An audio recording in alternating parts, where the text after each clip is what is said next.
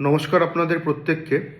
দেখুন, শনি শনি নক্ষত্র নিয়ে কালপুরুষের দ্বাদশ রাশি তথা মীন রাশিতে অবস্থান করে রয়েছে এবং যাদের শনি সাড়ে সাতি চলছে, মেষ রাশি সাড়ে সাতি চলছে, কুম্ভের সাড়ে সাতি চলছে, মীনের সাড়ে সাতি চলছে, বিশেষ করে মেষ রাশি এবং মীন রাশির, কুম্ভ রাশির কিছুটা, যাদের ব্যক্তিগত জন্মকুণ্ডলিতে, নবাংশ জন্মকুণ্ডলিতে, লগ্ন জন্মকুণ্ডলিতে, ভাবচক্রে, হস্তরেখাতে শনি বিশেষভাবে পীড়িত বা নিচস্থ বা অশুভ গ্রহের সংযোগে কোনো গুরুত্বপূর্ণ ভাবে বসে রয়েছে, কোনো গুরুত্বপূর্ণ ভাবপতি হয়ে, সেক্ষেত্রে ম্যাসিভভাবে সেই মেষ, মীন এবং কিছুটা কুম্ভ রাশির জাতক জাতিকারা কিন্তু সমস্যা ভোগ করছে। আপনাদের উদ্দেশ্যে একটি কথা বলার, বিশেষ করে মেষ এবং মীনের ক্ষেত্রে বলছি, সাড়ে সাতিয়ে এখান থেকে যত এগোবে শনির যেই প্রভাব, সেই প্রভাব কিন্তু বৃদ্ধি হবে। এবার দেখুন, শনির যেই প্রভাব, সেই প্রভাব বৃদ্ধি হবে।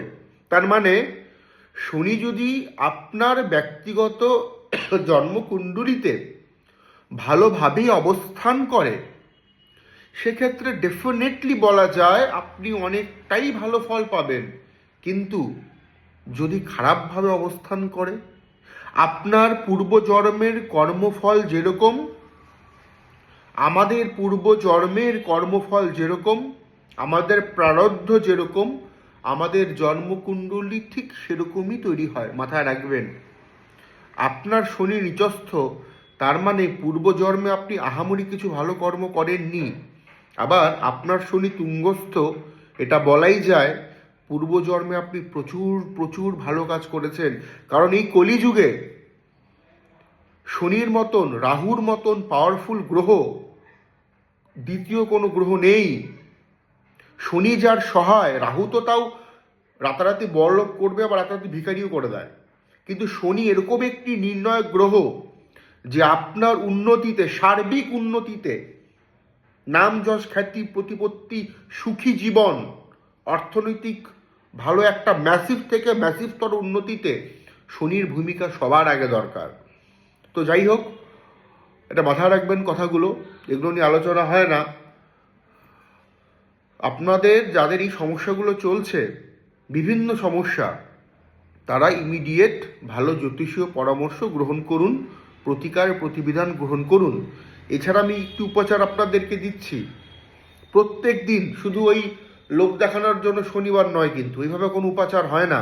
আর যে কোনো উপচার, যে কোনো নিয়ম, যে কোনো পুজো পাঠ এই কলিযুগে ব্রহ্ম মুহূর্তেই করতে হয়, তবেই তার ফল পাওয়া যায়। আপনি দীক্ষা না নিলে আপনি যতই পুজো করুন, সেই পুজোর কোনো ফল হয় না। এই কথাগুলো মাথায় রাখবেন। দীক্ষা না নিলে হাতের জল শুদ্ধ হয় না, এই কথাগুলো মাথায় রাখবেন। এগুলো বুঝতে হবে কথাগুলো। তো যাদের এই প্রভাবগুলো চলছে, নেগেটিভ শনির প্রভাব চলছে, সমস্যা চলছে নানান দিক থেকে, তারা কি করবেন? প্রত্যেক দিন বাড়ির কাছাকাছি কোনো নদীতে, পুকুরে খই খাওয়ান মাছকে, জলের মধ্যে খই দিন, এটা একটা। দ্বিতীয়, গুরুজনকে প্রণাম করে দিন শুরু করুন।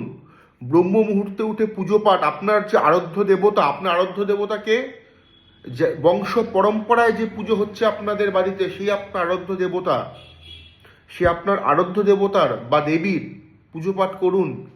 গরিব লোকদের সম্মান করুন, তুই তুকারি করবেন না। মঙ্গলবার, বৃহস্পতিবার, সোমবার, শনিবার সাত্ত্বিক আহার গ্রহণ করুন। অমাবস্যা, পূর্ণিমায় সাত্ত্বিক আহার গ্রহণ করুন।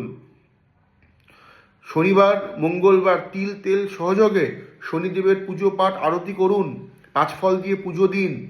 সোমবার করে নিরামিষ খেয়ে ব্রহ্ম মুহূর্তে মহাদেবের পুজো পাঠ করুন।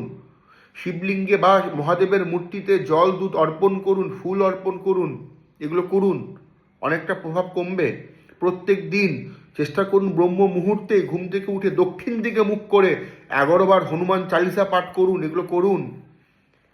আর কি করবেন, প্রত্যেক দিন নিজে খাবার আগে ফ্রেশ হয়ে স্নান টান করে নিয়ে রুটি সাথে গুড়, আখের গুড়, উত্তম হয় আখের গুড় মিক্স করে গাভীকে খাওয়ান বাড়ির কাছাকাছি, পায়রাকে শস্য খাওয়ান কাছাকাছি, বা কোনো পাখিকে শস্য খাওয়ান কাছাকাছি, ঘি দিয়ে ভাত মাখিয়ে কাক পাখির উদ্দেশ্যে দান করুন। সে ভাতের মধ্যে লবণ বা চিনি দেবেন না, মাটির সরাতে দিন, একটা গ্লাস নিন মাটির, ওখানে জল দিন কাক পাখির উদ্দেশ্যে, করে দেখুন 30 to 40% পজিটিভিটি পাবেনই গ্যারান্টেড। এগুলো করুন, মন দিয়ে করে, একদিন করে আবার ছেড়ে দিয়েন না, তাহলে হবে না, কন্টিনিউয়াসলি করুন। নমস্কার।